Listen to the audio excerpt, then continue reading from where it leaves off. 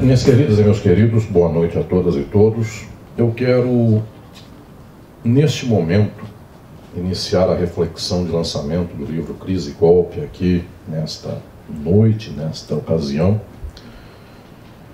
tendo o dever de dizer a todas e todos que o propósito da reflexão crítica na nossa sociedade contemporânea tem falhado brutalmente. A maior parte das leituras críticas sobre o momento presente do Brasil, seja econômico, político, cultural, social e sobre o mundo, tem sido apenas o negativo do horror da leitura reacionária. E isto representa ser o negativo de uma leitura horrível.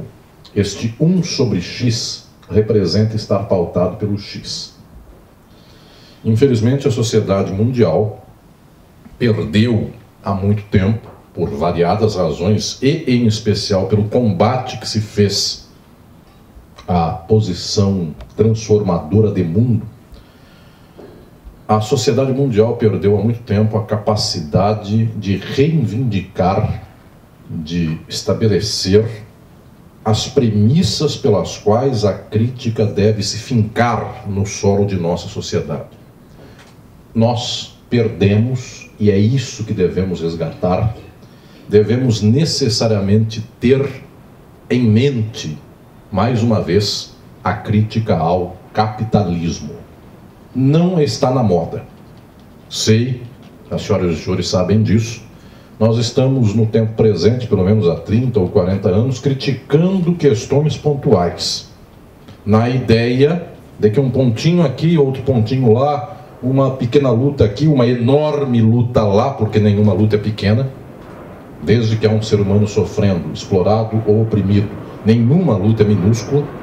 No entanto, nós nos esquecemos, olvidamos o fato de que as lutas têm que começar e têm que chegar ao ponto central daquilo que estrutura a nossa sociedade.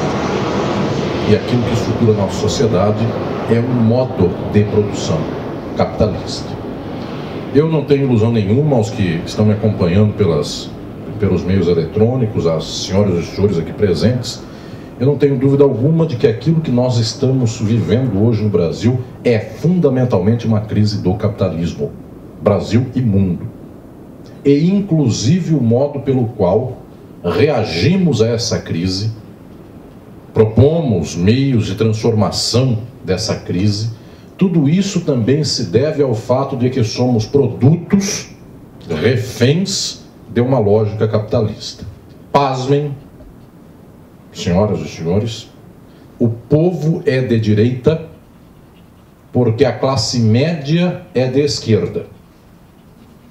Isso se chama luta de classes. E como por um acaso um pedaço da classe média tem o sinal de uma certa crítica social, o povo que odeia a classe média tem que ter o sinal contrário. E então, absurdamente, nós encontramos um tempo no mundo no qual os intelectuais, alguns deles foram à esquerda e o povo foi à direita, inclusive por contraste e por luta de classe. Aquele que tem tempo de ler um livro é inimigo de quem não tem tempo de ler nada. Isto o povo sente.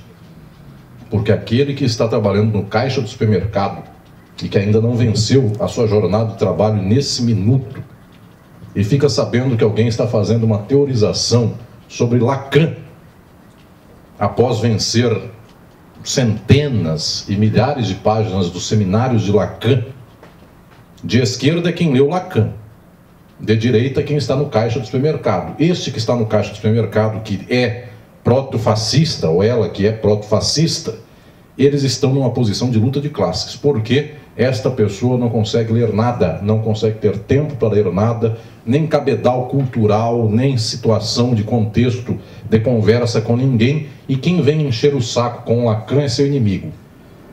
E quem vem encher o saco com inclusão, respeito ao outro, qualquer coisa, é também seu inimigo. De tal modo que o melhor é falar o que o povão fala. E o que o povão fala? O que o apresentador da televisão fala para o povão falar. E, eventualmente, essas pessoas se sentem tão autênticas quanto é a jabuticaba, porque é coisa verdadeira. Então a pessoa não tem fingimentos, não tem psicanálise que resolva o caso dela. A pessoa diz: meu defeito é ser sincero, tem que matar todo mundo. Vejamos, esta pessoa é eventualmente aquela cujo ponto pelo qual se constitui a sua subjetividade é exatamente o do explorado, trabalhador e trabalhadora da sociedade capitalista. Deste deveria vir a revolução. Não vem.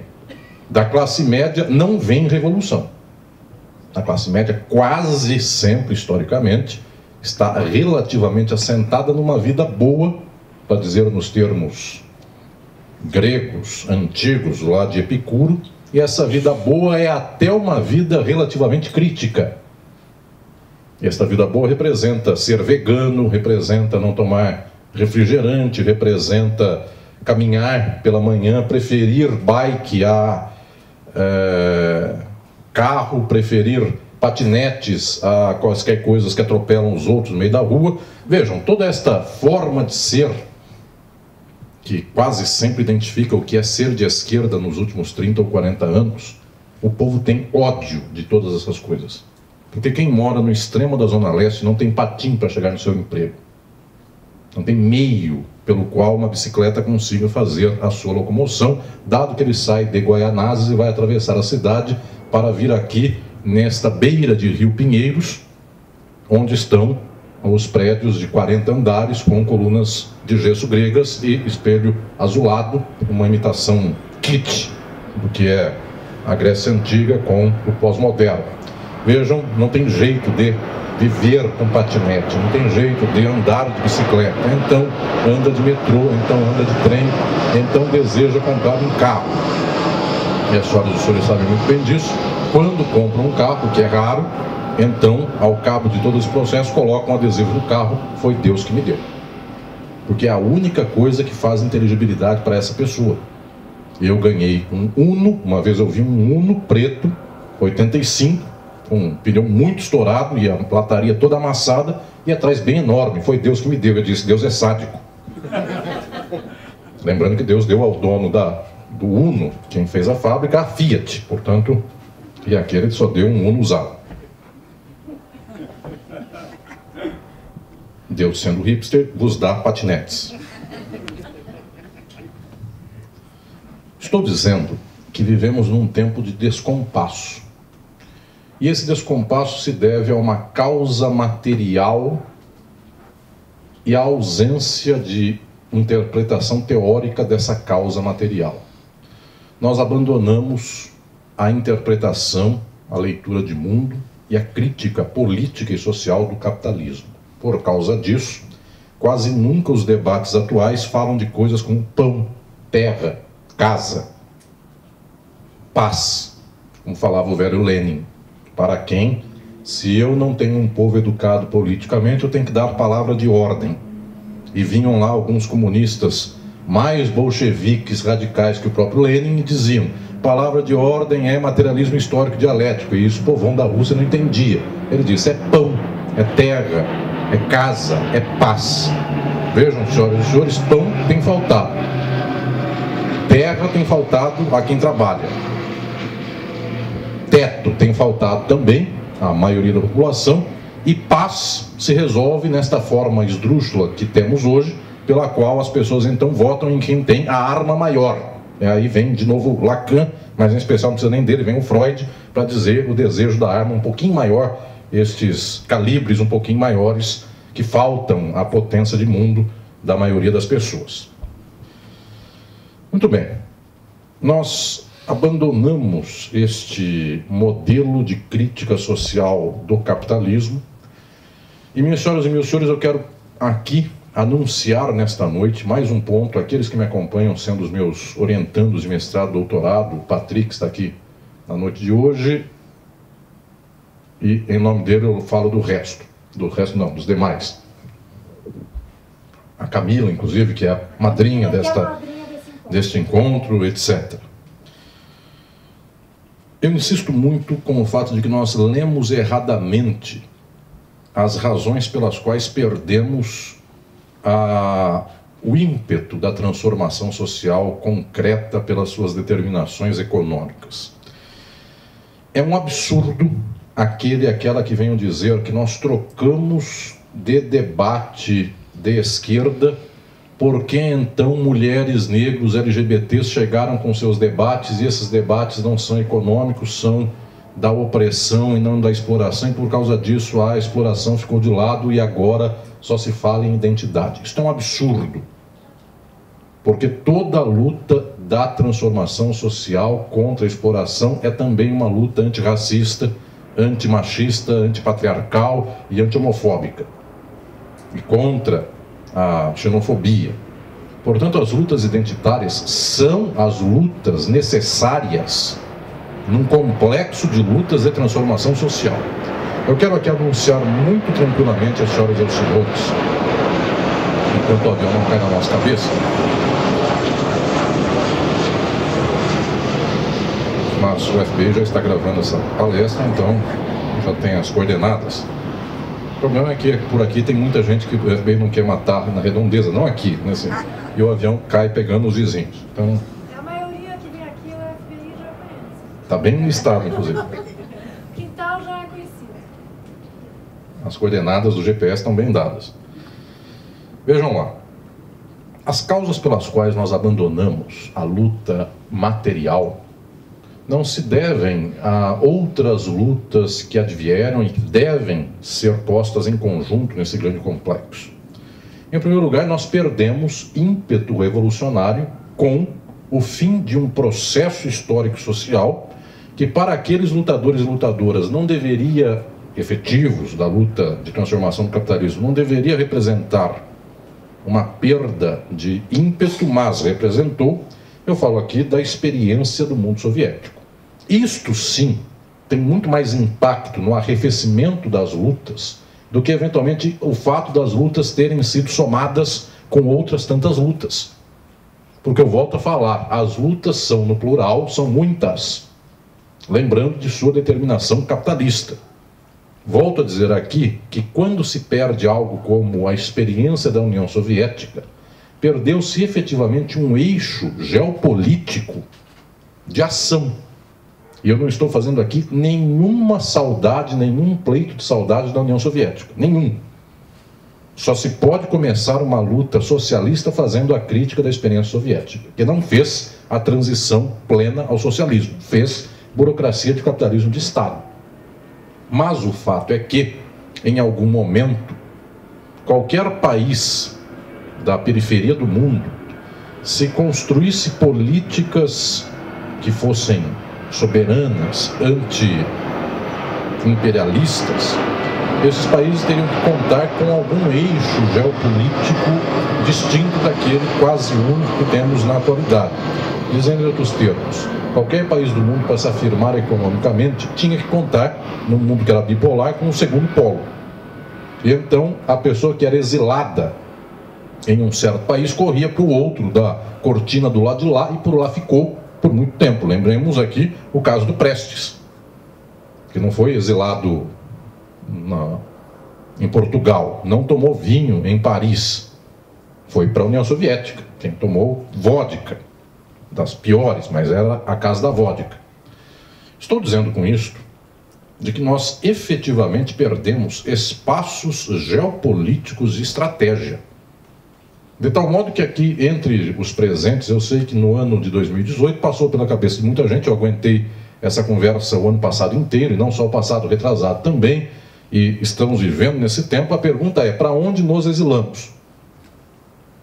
Então as pessoas respondiam, talvez para Portugal, porque lá o governo é socialista, talvez para não sei aonde, e etc e tal. E daqui a pouco, já hoje é uma segunda-feira, porque daqui a um tempo, não sabem quando é que foi gravado esse vídeo, hoje eu acabei de ver que já existe um movimento de extrema-direita crescendo profundamente em Portugal e na Espanha. Então, os senhores que iam comer bacalhau ou que iam comer paella já não poderão mais comer, porque lá também chegará a mesma infâmia que aqui está. De tal modo que tem restado pouca coisa, eventualmente Angola, mas ninguém aqui dos presentes gostaria de ir para Angola. Para todo mundo tem sugerido Angola, mas as pessoas rejeitam profundamente essa hipótese. É um país maravilhoso, lancei Estado de Forma Política lá em Angola, é uma gente nossa. Volto a dizer, a classe média tem também suas peculiaridades e não sobe o morro. Senhoras e senhores, efetivamente, nós temos 30, 40, 50 anos de perda das lutas sociais efetivas, aquelas que faziam, inclusive, o espaço de contradição dentro do capitalismo. Então eram sindicatos fortes, então eram partidos políticos fortes, então eram espaços geopolíticos muito distintos. E volto a falar aqui, não estou fazendo louvor nenhum disso, porque os que estavam do lado desta cortina de ferro cometeram quase tantas infâmias quanto os que estavam do lado de lá dessa mesma cortina de ferro. Eu falei de Angola, lembremos nós que Angola só é um país hoje porque Cuba foi salvá-la na década de 80. Porque a União Soviética, tendo passado um traço no mapa do mundo e combinado com os Estados Unidos, dizia: eu não mexo nos seus, você não mexe nos meus. E Angola era da conta dos Estados Unidos. E a África do Sul é quem veio tomar aquele território, sendo a África do Sul um regime racista. E a União Soviética não fez nada em favor de Angola. Inclusive reza a lenda, isto eu ouvi em Luanda por muitas vezes, em muitas ocasiões, talvez até Agostinho Neto tenha sido morto em Moscou porque foi lá se tratar e não voltou. Portanto, não fosse Cuba, nós não tínhamos espaço aqui para ter um país chamado Angola. Seríamos uma Namíbia do Norte, teríamos então um apartheid estendido e, eventualmente, até Mandela não saía da prisão. Estou falando aqui, meus senhores e minhas senhoras, é que o quadro do presente tem causa material, inclusive, para a derrocada das lutas transformadoras. Esta causa material é falta arma, falta Estado, falta política, falta ação. Isto é causa concreta. Não é porque as pessoas eventualmente coloriram a luta, porque devem efetivamente colorir a luta. Falta a nós os meios de impulso. Mais que tudo, agora eu quero chegar a uma outra questão central. Também nesses tempos a subjetividade foi se conformando à situação do capitalismo presente. E o que eu quero dizer nesses termos? Alguns analisam que a causa disso é a tecnologia. Depois que inventaram a internet, cada um tem um celular. Depois disso, então, cada um tem sua fonte de comunicação com o mundo. Cada um recebe seu pacote de gatinhos escritos bom dia toda manhã no WhatsApp. E cada um recebe seu pacote de infâmias diárias. E suas brigas de WhatsApp da família ou qualquer coisa nesse nível. Muito bem. É verdade que a tecnologia mudou, mas a tecnologia muda e ela muda a subjetividade, mas nós já estávamos no século XX, quando revoluções explodiram como a russa, soviética. Nós já estávamos num tempo em que havia, de muito já, máquina a vapor, em que havia energia elétrica, em que havia até já o esboço e os primórdios desenvolvidos do cinema. O que eu estou dizendo é que não se deve jogar para a conta da tecnologia a infâmia da nossa subjetividade presente. É verdade que existe um impacto dessa tecnologia na nossa vida. É verdade que em 2 dias nos informamos de coisas as mais esdrúxulas. É verdade que isso polui a nossa cabeça. E aqui, meus senhores e minhas senhoras, eu lembro, cito lá no meu livro Filosofia do Direito, os que são do mundo jurídico já conhecem esse livro. Eu cito o velho Heidegger, filósofo do mal, nazista de alta patente dos meados do século XX. O velho Heidegger, um homem horrível na sua proposição pessoal de vida e de política, no entanto, tinha algumas questões geniais na sua filosofia, certamente um dos maiores filósofos do século XX, quiçá de todos os tempos. E o velho Heidegger dizia: não sai um filósofo por causa do barulho. É exatamente essa a proposição dele. Não sai uma pessoa de sabedoria porque as pessoas estão todas voltadas àquilo que ele chamava de, entre aspas, e é exatamente assim, falatório. As pessoas falam, debatem, discutem, brigam, digladiam-se por quaisquer coisas, de tal modo que não sai um filósofo. Então este Heidegger, que fez isso não só por filosofia, fez para, inclusive, tentar se escudar das piores acusações de nazista, esse Heidegger, para ser filósofo, um dia deixou a universidade alemã, porque os seus pares só falavam de lattes, não é lattes, mas é algo equivalente, só falavam de relatório, só falavam de reunião mês que vem, era uma reunião para marcar a próxima reunião, e coisas como tais, e vai ter concurso, quem vamos trazer, quem não deve ganhar, quaisquer coisas dessas, é sempre o mesmo bloco, sempre o mesmo mundinho, desde que inventaram esta chamada universidade. Heidegger largou tudo isso e foi para a Floresta Negra alemã, num lugar que não tinha luz elétrica, não tinha água encanada, pegou a água do poço. Muito bem. O que eu quero dizer com isso é que o falatório não gera um filósofo, porque as pessoas efetivamente falam sobre todas as coisas possíveis e, ao falar sobre todas as coisas possíveis, não conseguem pensar sobre nada. Isto é um dado tecnológico do nosso tempo.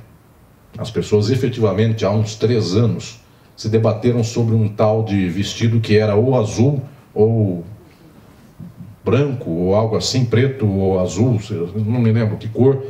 Debatiam-se um certo tempo sobre a morte de um cachorro aonde morreu o cachorro? No shopping aí, que o supermercado que alguém matou, etc, etc, etc. Nós somos contaminados pela pauta que advém do falatório. Essa pauta é qualquer coisa. Eu volto a dizer, semana passada mataram um jovem negro num supermercado e não gerou praticamente nenhuma comoção.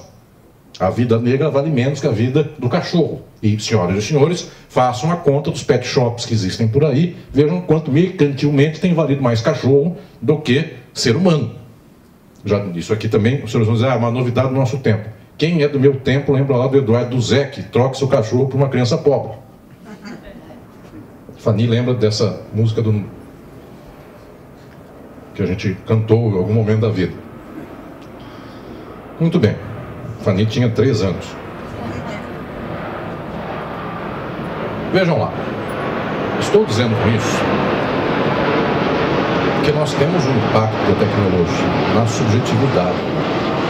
Mas, em especial, eu também vou aqui dizer a todas e todos, a tecnologia eventualmente poderia também ser arma de transformação social. Ou seja, como juntar pessoas para fazer greve geral amanhã, no mesmo WhatsApp, que informa que qualquer coisa aconteceu.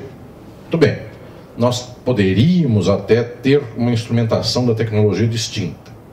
O fundamental, no entanto, aqui é o fato de que o capitalismo, nos termos da sua materialidade, trocou a constituição da subjetividade dos indivíduos.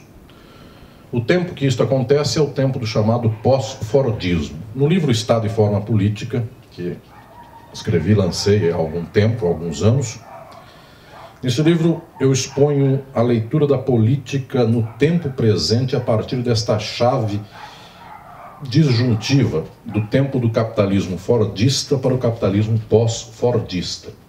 O capitalismo fordista fazia uma subjetividade. Era a pessoa que se trancava em casa, ficava 5 anos lendo um texto para depois de 5 anos sair com uma tese pronta. Era isso. O tempo do pós-fordismo é distinto. A pessoa põe no Facebook, passei no mestrado, logo em seguida, começando as aulas. Ao final do ano de aulas de crédito mestrado, encerrando as atividades das aulas. Um dia depois, começando as atividades do dia, com a cerveja para comemorar a sexta-feira, sextou. Ou qualquer coisa assim. Então nós sabemos passo a passo do que ela faz. Foi na aula, foi para a aula, voltou da aula, aborrecido. E qualquer coisa assim. E assim vai sucessivamente. Professores chatos, seminário horrível, ou qualquer coisa nesse nível. E então ela posta coisas para lá e para cá e um dia sai a dissertação. A dissertação não é novidade nenhuma, porque mais ou menos é o que todo mundo já podia saber. Inclusive porque não tem tempo de produzir a novidade. Nem saiu do mundo para voltar com alguma coisa pronta. Este rito de passagem não há mais. Inclusive anuncia para as pessoas, olha, semana que vem defesa de dissertação. Estamos aí, banca é tal, põe a foto de todo mundo, põe a foto do Erval, o Erval vem avaliar. E assim vai. Estou dizendo com isso que nós temos efetivamente uma mudança de lógica de tempo no pós-fordismo. As pessoas efetivamente não trabalham mais em profissões para as quais possam se dedicar muito tempo. Vejam, isso aqui não é pelo fato de que as pessoas querem se reinventar. Esqueçam as análises moralistas e subjetivistas. A pessoa gostaria de se encostar em qualquer canto e trabalhar 50 anos com a mesma coisa. É mentira que a pessoa quer se reinventar. E a bem da verdade, ninguém gostaria de trabalhar. Nenhum ser humano gostaria de fazer nada. Eu não gostaria de ter que bater ponto na USP para dar aula. Eu poderia escrever na minha casa muito bem e não ter que ver coisas como correção de prova, pacote desse tamanho, data limite para a entrega das notas. Isso é horrível, ninguém gosta de uma coisa como esta. Você já deu aula para quantos alunos, Fanny, em algum semestre? Mais de 100. Então não é agradável. Os senhores vão dizer, mas é professor universitário. Mesmo assim, é trabalho. O trabalho é tripalium, que vem do latim, tirar, estripar, cortar em pedaço. Ninguém gosta de trabalho nenhum. Está aqui o nosso médico Erval, vai dizer, mas o médico gosta do que faz. Mentira, enfim, ele acha que com a jaleco ele chaveca a menina melhor, ou alguma coisa dessa, mas efetivamente ele não gosta de ouvir as pessoas, tanto é assim que a gente já conhece muito bem o quanto o médico pergunta, qual é o teu problema? X, o remédio é Y, ponto, já resolvemos em segundo, tirando as exceções. Então, porque sempre cortam o vídeo bem na parte que eu xingo alguma profissão e aí vem um problema. Excetuados os grandes médicos e médicas, enfim. A exceção é que não olha para o olho do paciente. Bem, e também vamos ressalvar a FEFELESH, porque já está alvo de ataque, então corrigimos 500 provas com orgulho.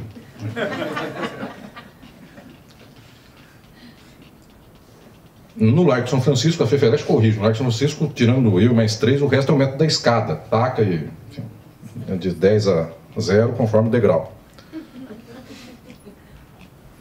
E tá bom. Ninguém nunca reclamou.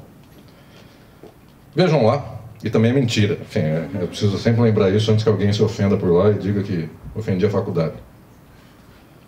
Bom, a causa profunda é uma causa econômica. As pessoas não gostariam de trabalhar, ou tendo que trabalhar, gostariam de ficar fazendo a mesma coisa a vida inteira.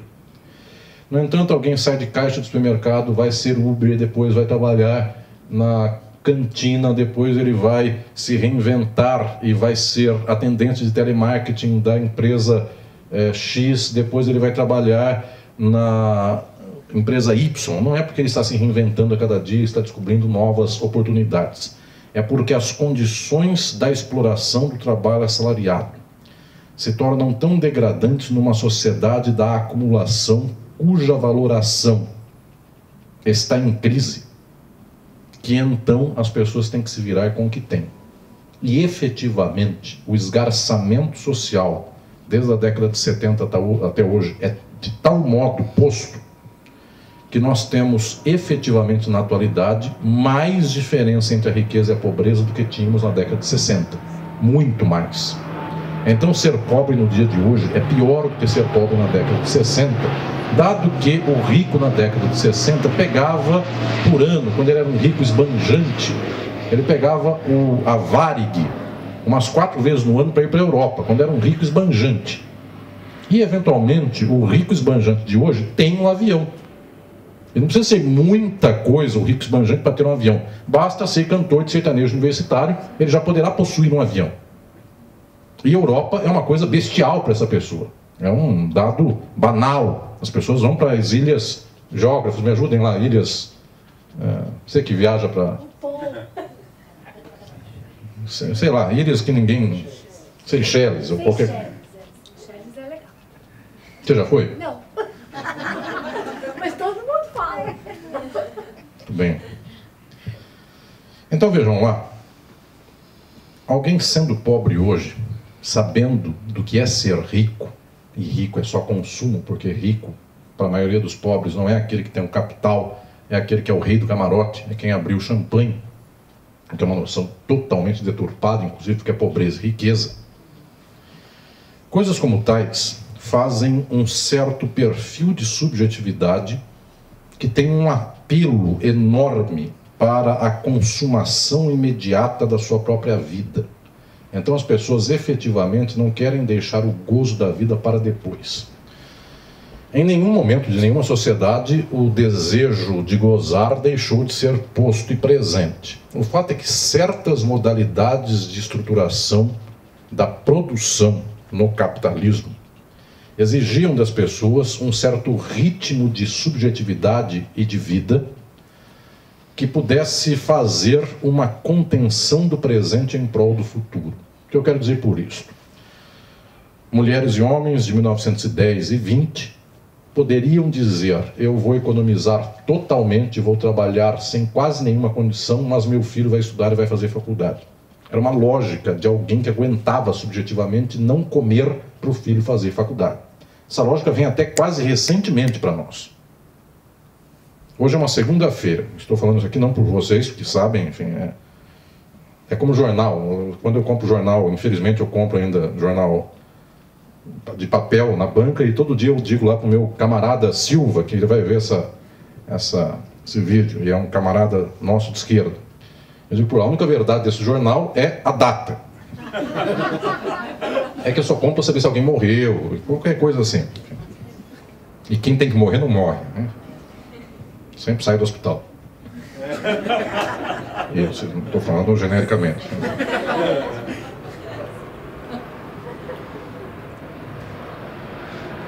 Muito bem. Depois faz para uma pequena edição. Se você gostar de mim. Vamos lá. Quando nós temos uma situação na qual a nossa subjetividade tem demandas que são muito presentes, nós cambiamos a estruturação, inclusive, daquilo que nos dá o sentido da ação política. Eu dizia que um pai e uma mãe, em 1920, podiam falar assim: eu não como, eu não viajo, meu filho faz uma faculdade. Eu estava dizendo que hoje, segunda-feira, eu fui à minha faculdade de Direito, no Largo São Francisco, e hoje é o dia do início das aulas. Então passei por aquela multidão de calouros e vi um senhor relativamente com uma estampa pessoal humilde, provavelmente um homem trabalhador, que estava encostado num canto, numa coluna das arcadas, com o seu filho. E ele estava olhando para aquilo muito assustado, e o filho também, certamente estava com medo do filho levar trote ou qualquer coisa dessa. E mais que tudo, havia um descompasso de sociabilidade, porque metade daquela gente que passou no vestibular se conhece dos mesmos colégios de São Paulo. Então essa gente já se conhece, mesmo quem não se conhece, tem o mesmo traquejo de falar: vai ter um churras nesse fim de semana e vai ser de buenas e qualquer coisa assim. Então o linguajar é o mesmo, é um linguajar hipster, enfim, esse aí que vocês gostam. Enfim, e um churras vegano, inclusive, para quem se sente representado, é um churras de cogumelo com berinjela. Dependendo do cogumelo. Não, é normal. Isso foi década de 70. Estamos na década de 2010. Década do fascismo. O fascismo não tem cogumelo. Vejam lá. Estou falando aqui que existe uma pessoa que eventualmente eu vi hoje, na segunda-feira, parou o seu dia de serviço para levar o filho num lugar que é muito diferente da sua vida cotidiana, e estava por lá com medo de levar trote o filho, ou o filho ser morto, porque de vez em quando matam alunos nos trotes, ou quaisquer coisas assim. Na medicina fazem de vez em quando coisas como essas, e eventualmente esse pai perdeu o dia para fazer isso. E o filho não sabe bem como se entrosar com aquela pessoal que é a playboyzada. Muito bem.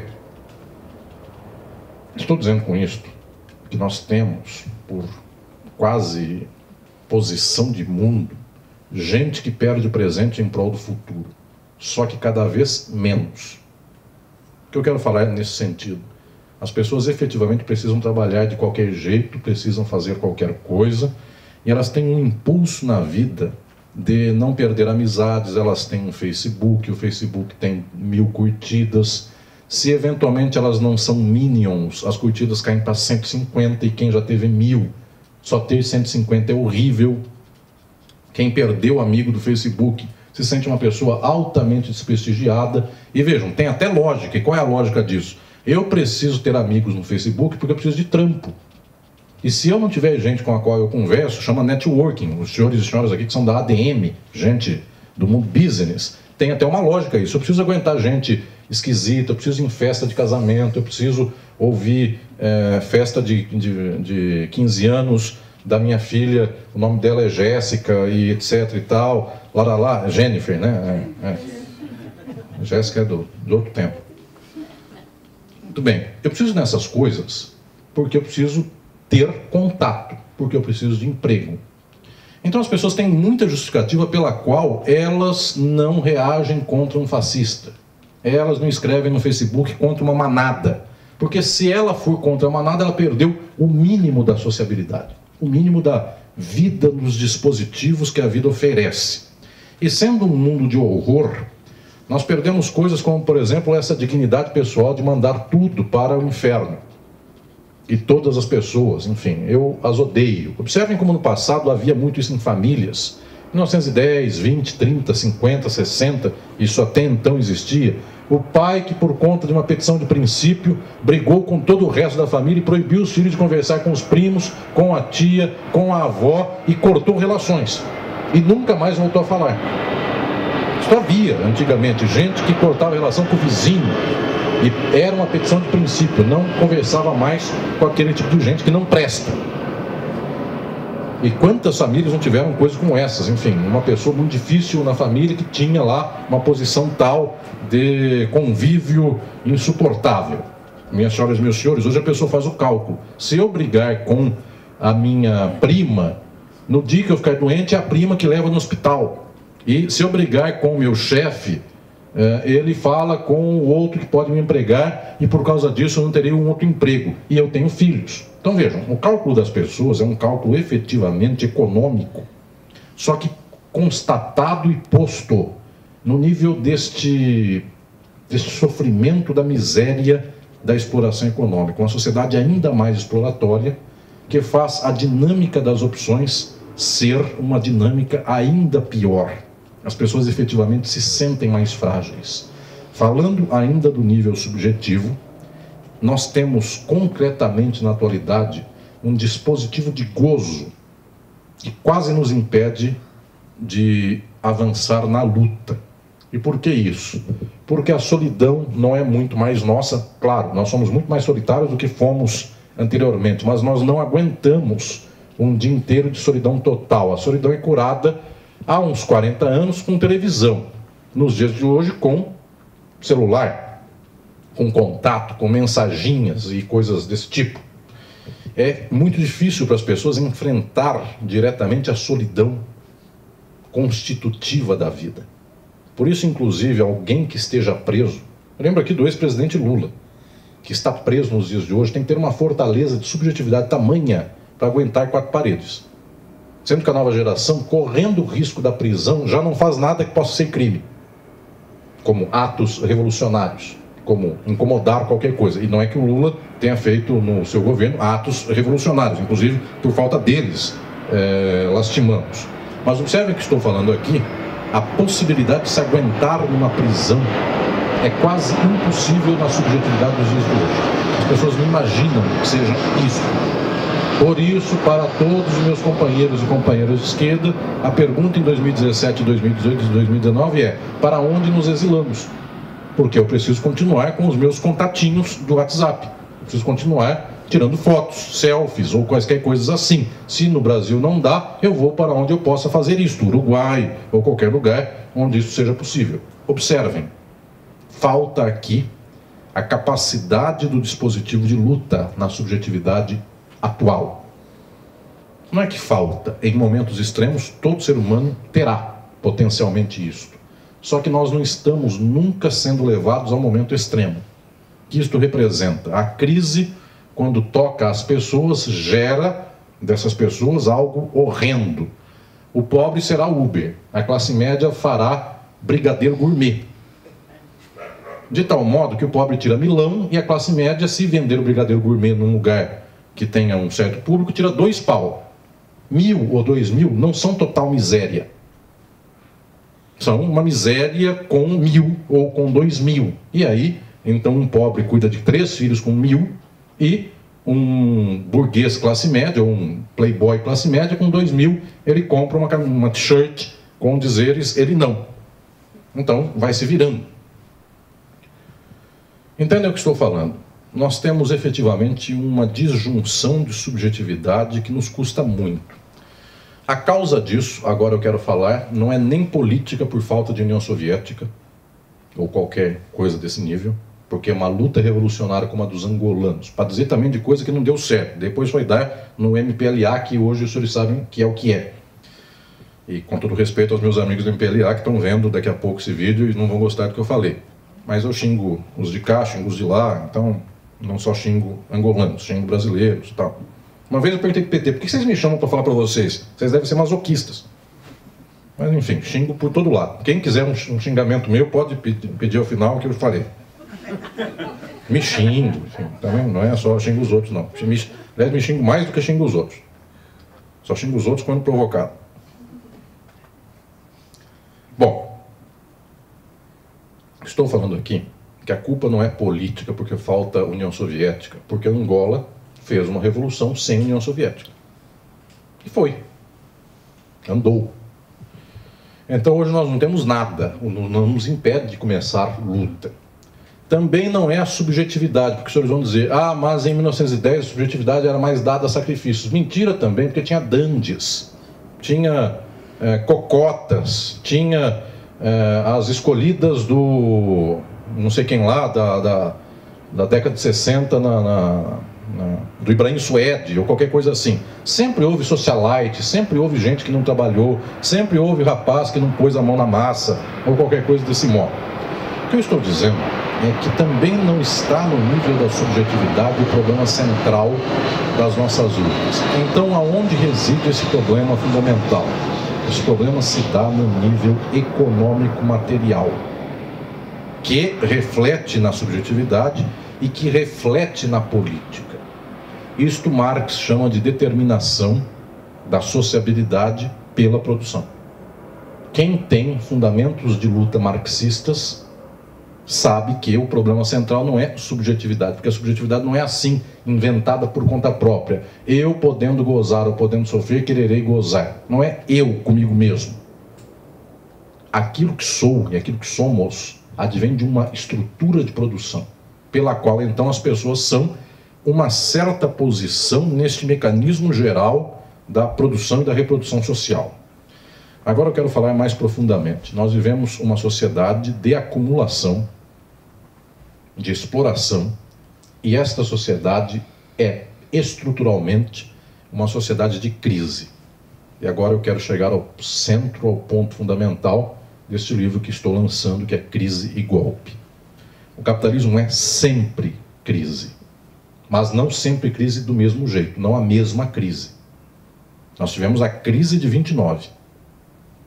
10 anos antes, 12, tivemos a Revolução Russa. Está no mesmo bloco, está no mesmo sistema, no mesmo momento no qual também tem Primeira Guerra Mundial, no qual também a acumulação mercantil liberal do século XIX se esgarçou, no qual a Europa foi para a África, tomando povos africanos, rateando o território e pegando como nova colônia, o novo imperialismo do final do século XIX e início do século XX.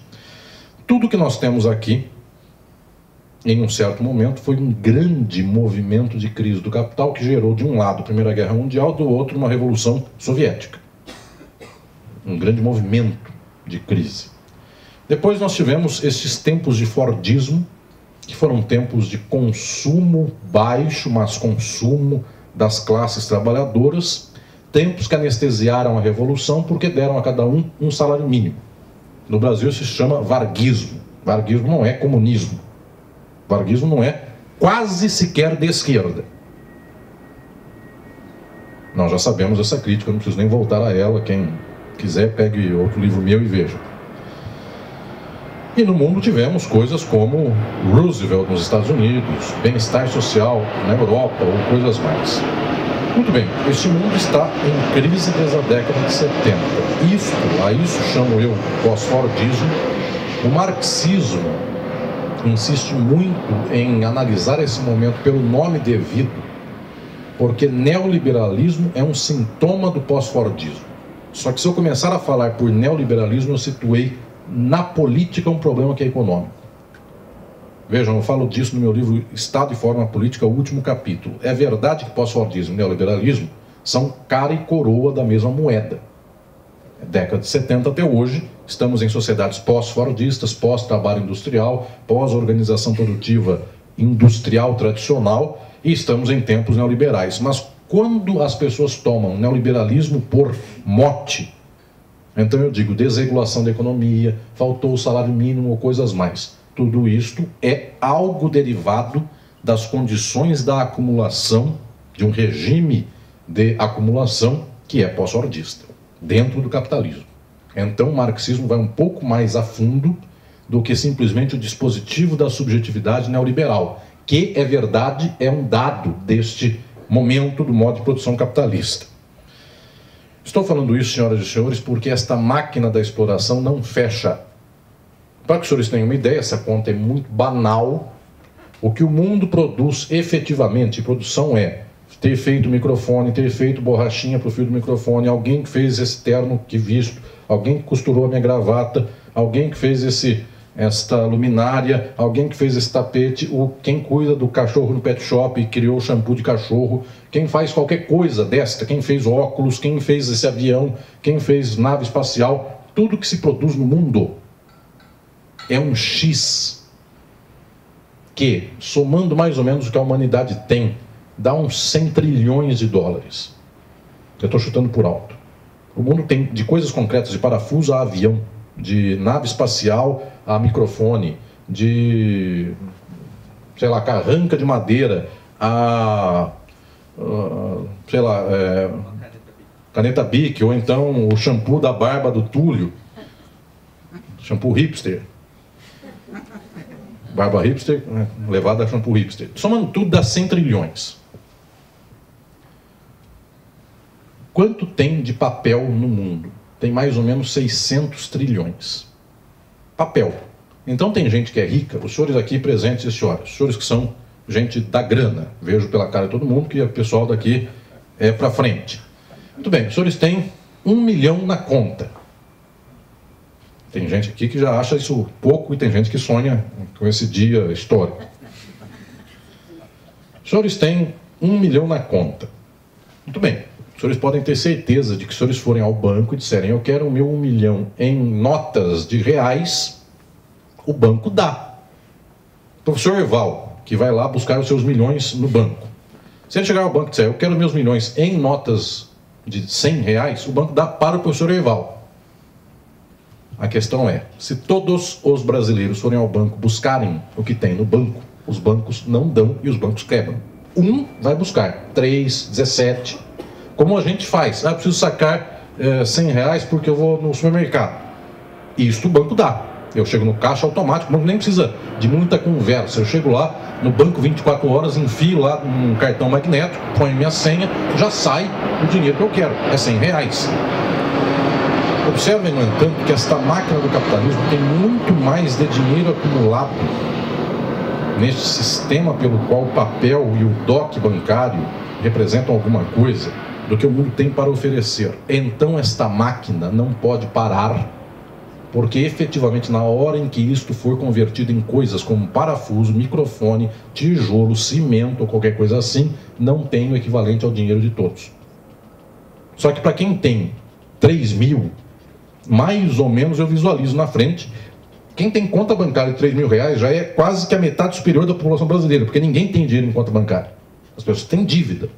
Quem tem 1.000 sobrando, 1.000 mesmo, milão, já é rico. Portanto, já tem uma posição superior. Quem tem 1 milhão é outra coisa. Vejam lá, estou dizendo aqui, nós temos efetivamente uma sociedade calcada na crise.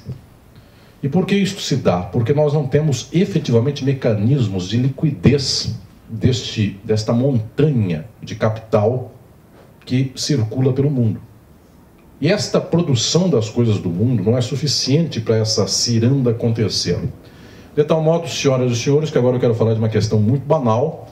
Se lá nos Estados Unidos, que tem muito mais dinheiro do que tem aqui no Brasil, eu não tenho o que dar na forma de parafuso para toda esta grana que por lá anda, eu preciso tomar petróleo de lugar que tenha petróleo sobrando, porque estes X bilhões ou trilhões que eu não consigo concretizar, eu diminuo um pouquinho disso na hora que eu pego, por exemplo, o pré-sal do Brasil, na hora que eu pego o petróleo do Iraque. Então, o déficit, que era de 500 trilhões, passa a ser 400. E já é um certo fôlego eu poder enxugar essa conta à custa de tapuias. E com ofensa aqui aos tapuias. Os tapuias não merecem saber que depois sucederam a eles nessa terra essa gente que somos nós. Entendam aqui que nós temos efetivamente uma sociabilidade que não fecha. O que faz a esquerda do mundo até o presente momento? Esta é a crítica estrutural ao PT. O que fez a esquerda do mundo até o presente momento? Tentou acelerar a máquina da acumulação, dizendo então às pessoas: eu te ofereço facul particular.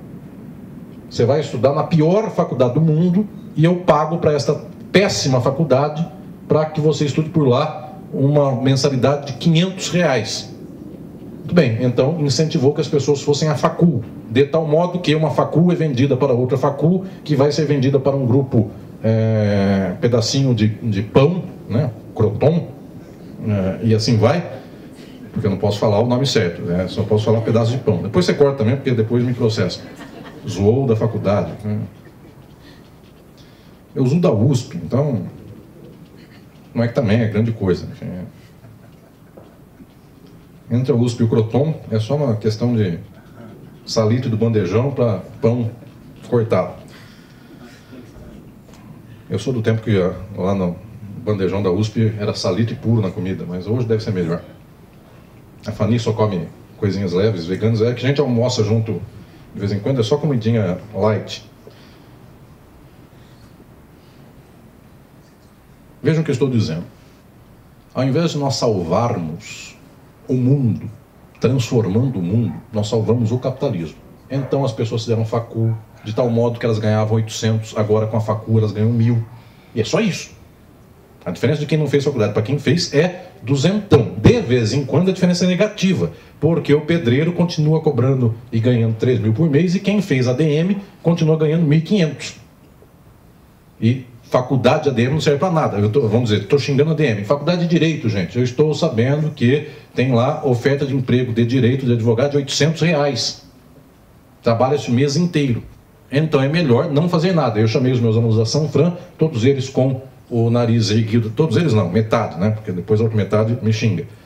O nariz erguido até aqui e falei: vamos fazer uma experiência sociológica. Você se acha bom? Sim, eu estudo na USP.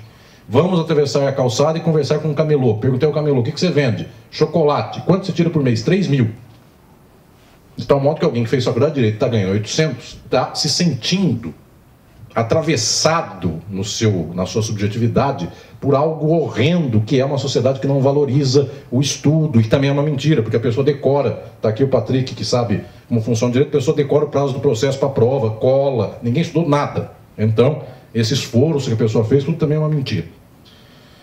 Vejam lá, efetivamente, neste grau de crise do capitalismo, o PT salvou o capitalismo. Então tivemos lá o Odebrecht, tivemos umas tantas empresas campeãs nacionais, tivemos uma série de empreendimentos de salvação do país.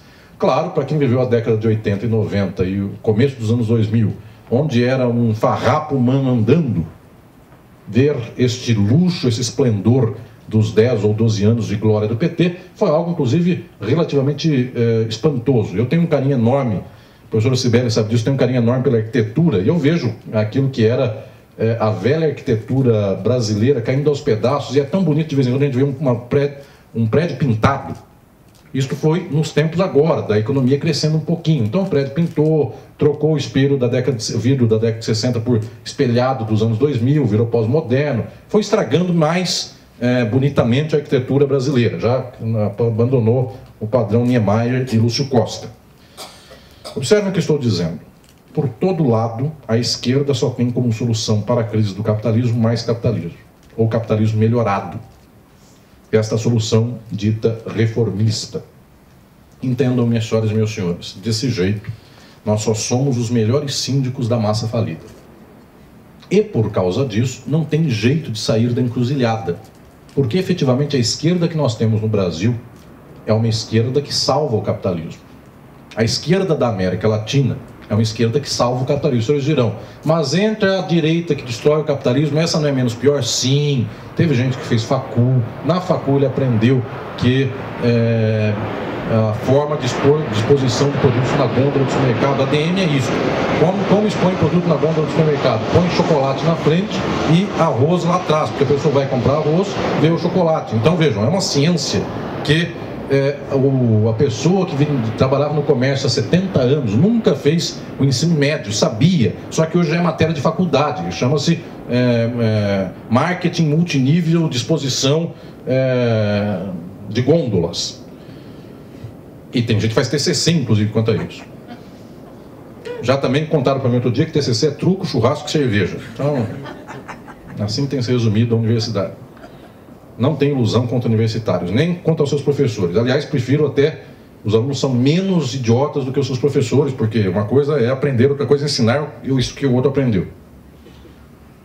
Muito bem. Mas a Terra é plana, então já estou sabendo até que o pessoal da geografia está sofrendo mais do que eu. Não sei o que é pior, ver o STF ou saber que a Terra é plana. Fanny, estamos compartilhando sofrimentos. Estamos juntos. E estou sabendo que um navio foi aí para o final da Terra para descobrir onde a Terra vai chegar. Aguardem isso, daqui 40 anos podem ver esse vídeo. Saiu um navio há um tempo agora, faz uns 20 dias, para buscar o fim do mundo. As pessoas não acreditarão daqui a 40 anos que isso aconteceu. Aconteceu tudo isso. Uma bolsa de colostomia sofreu. E coisas mais.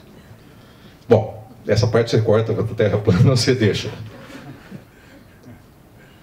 Vejam o que estou dizendo.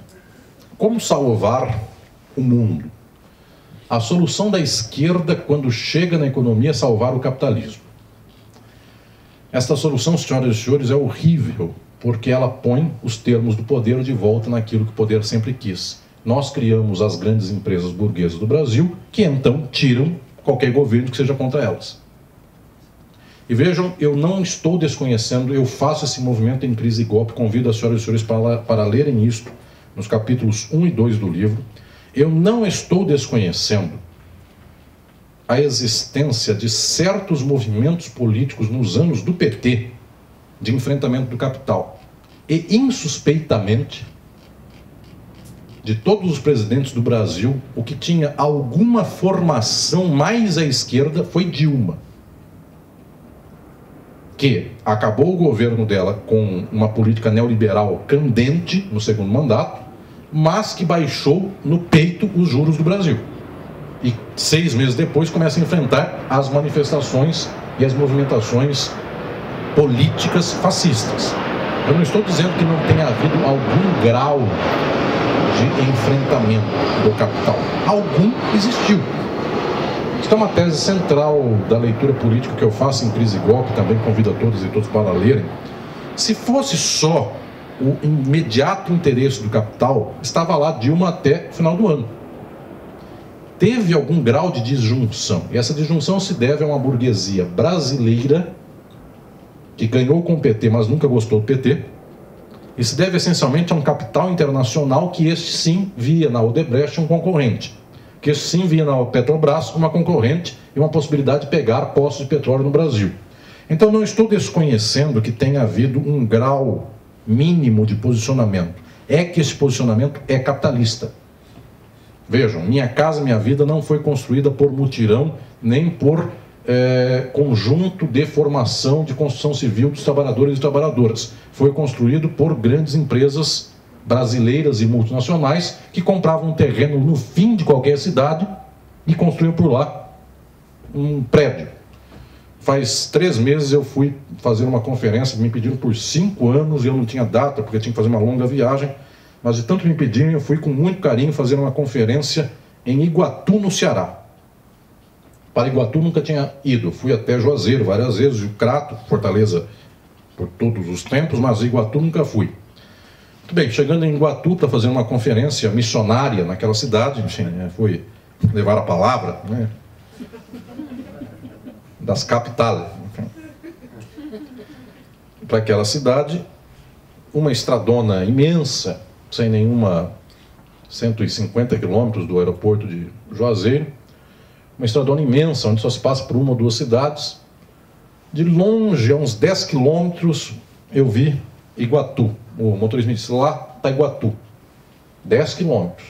Eu ando mais 500 metros, tem, no meio do nada, um conjunto de 12 edifícios, quase sendo acabados, quase no final da construção. 12 edifícios no meio do mato. Eu perguntei, o que é isso aqui? É a Minha Casa Minha Vida. Eu falei, de que cidade? De Iguatu. Eu falei, mas por que foi feito aqui? Ah, porque o dono da construtora tinha esse terreno, que é tecnicamente um sítio no meio do nada. 9 quilômetros depois se chega a Iguatu. E destes casas até Iguatu não tem nada, a não ser os sítios. Não tem nada no sentido de urbe. Entendam, minhas senhoras e meus senhores, eu vi em Iguatu um punhado de prédios no nada. Nada, isolados do nada. Então elas não têm escola, elas não têm uma farmácia, não têm um bar, não tem nada. E, para imitar São Paulo, é um condomínio fechado. Então tem um muro, lá se entra e não tem nada lá dentro. Muito bem, isto é o que nós fizemos em 12 anos de elevação do capitalismo nacional. Gente que mora a 10 quilômetros da cidade e que tem que pegar carro para ir para lá, para a cidade, e não tem um bar para poder sociabilizar. Certamente vai dar um nome para este condomínio de Alphaville, alguma coisa assim. Granja, qualquer coisa nesse modo.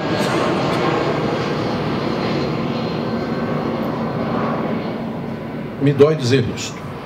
Não tem solução nenhuma proposta reformista do capitalismo. Inclusive porque o Lula não foi um homem de arestas, não foi um homem de xingar os outros. Vejam, o nível de xingamento que ele faz é zero perto do que faz o atual mandatário do país. É um homem até doce. O que eu estou dizendo é que não faltou habilidade. Habilidade para consertar o capitalismo tivemos até demais.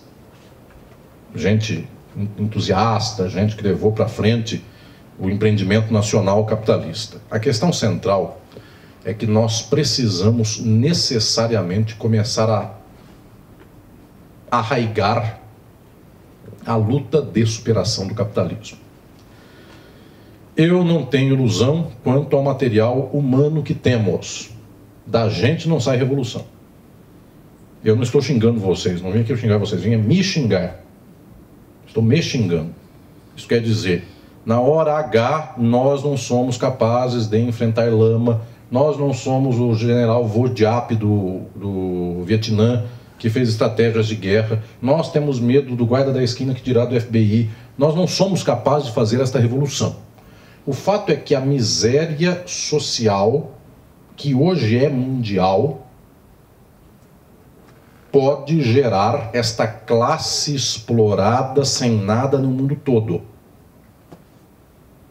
Só que esta classe, eu quero reiterar aqui, sem nenhuma vergonha e com orgulho, uma análise que Lenin fazia no começo do século XX. Que haja massas exploradas não é novidade, eu não vim ensinar isso para vocês. Vocês já sabem disso. Nem escrevi Crise e Golpe para falar disso. A novidade, senhoras e senhores, disse Lenin há 100 anos, a novidade é que esta massa precisa de vanguarda revolucionária. E aí falta. Nesse momento falta.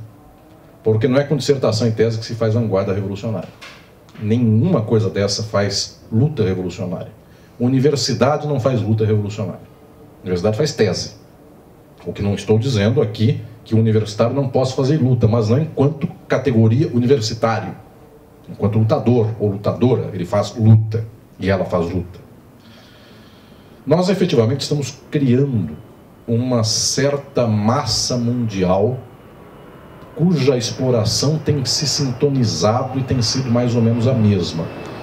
Eu acabo de chegar de algumas palestras que fiz na Argentina, e fiz lançamento do Estado e Forma Política há já na Argentina. Entonces, nuestros compañeros de América Latina são todos como nós outros. Estou dizendo aqui que basicamente todo mundo por lá sofre a mesma coisa que a gente. A pobreza de lá é tão pobre quanto a nossa, é 10% menos, 10% mais, não importa a diferença, mas é todo mundo pobre. Minhas senhoras e meus senhores, peculiarmente, conversava eu com uma grande companheira minha, professora da Universidade de Buenos Aires, companheira de luta de muitos anos. Perguntei a ela, como é que está aqui a Argentina? Mesma desgraça que ustedes. Está lá a mesma coisa. Então, as pessoas já não têm mais ilusão, não tem gente menos pior. Eu disse, pero nosotros temos el vampiro. Isso era o tempo que tinha um vampiro, já bons tempos esses. Em que só se sugava o pescoço. Pero tenemos Macri. Então, não sei quem é pior, enfim. Vampiro ou Macri. O vampiro pode deixar porque, quem sabe um dia ele não vê esse vídeo de uma cela. Mas vampiro passa no meio da... nunca é preso. Vejam, senhoras e senhores, as pessoas já têm consciência de que a desgraça é a mesma. Não tem muita diferença. Falta vanguarda. Por que falta vanguarda? Falta quem possa liderar o povo contra nós. Senhoras e senhores, não tem dúvida. O ambiente da classe média, o ambiente universitário é inimigo do povo. Totalmente inimigo. Houve um grande teórico que escreveu há uns 30 anos, a arte, vírgula, a inimiga do povo. Um grande lutador marxista revolucionário, porque toda vez que eu começo a dizer isso é bonito, isso aqui é uma proposta pós-moderna de instalação na qual o Japão veio por conta desses papeizinhos via bambu, laralala, isto é a mercantilização de qualquer coisa, do meu olhar estético. A arte é inimiga do povo. O povo precisa de lâmpada. Como o povo não tem lâmpada, eu começo a dizer que isso aqui é esteticamente X e tal, esse microfone é da marca China Online e é uma marca bonita. O povo precisa ouvir, não precisa desta marca de microfone.